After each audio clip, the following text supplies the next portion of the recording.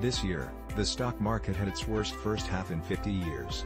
The S&P 500, the key benchmark for U.S. stocks, dropped 24%, and the tech-heavy Nasdaq shed 33% of its value. The drop in prices, however, had little to do with company finances. Case in point, as the S&P 500 cratered in Q1 2020, its earnings grew 4% compared to a year ago. Instead, it was a result of a market phenomenon called multiple compression. In a human language, it is a reduction in the price investors are willing to pay for a dollar in a company's earnings. By J.P. Morgan's calculations, the first half of 2020 saw the most savage compression in the past 30 years, beating the dot-com crash in the aftermath of the 2008 housing collapse. The S&P 500 has seen its second sharpest PE to rating of the past 30 exceeding the typical compression seen during pre. While the current equity multiple is in line with the historical median, we believe it is better than fairly valued. J.P. Morgan wrote in an internal note.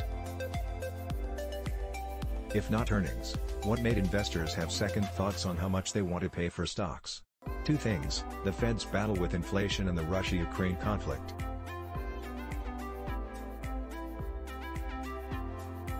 Since the beginning of this year, the Fed has been doling out the most aggressive rate hikes in decades to tame near double-digit inflation.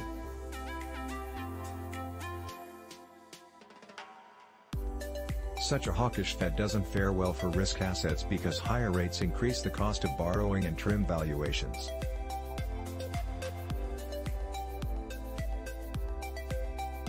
Meanwhile, the West's face-off with Russia over Ukraine is throwing a wrench in global supply chains of energy and food while fostering the very inflation central banks are trying to put out.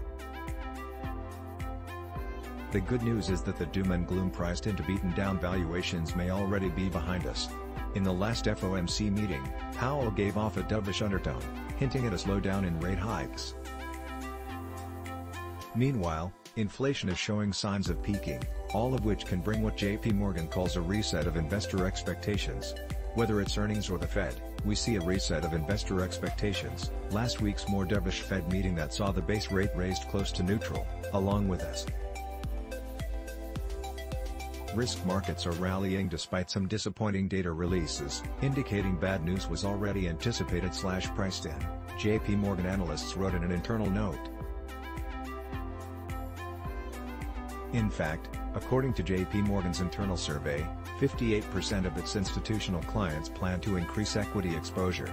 Stay ahead of market trends with Meanwhile in Markets every day. I put out a story that explains what's driving the crypto markets.